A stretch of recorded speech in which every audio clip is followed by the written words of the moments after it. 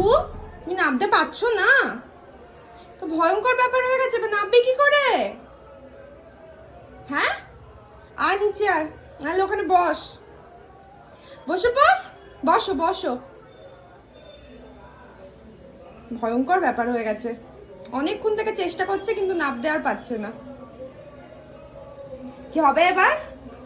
ব্যাস, ওখান থেকে আর তুই নামতে পারবি না গুগু, তো সারা জীবন ওখানেই কেটে যাবে এবার।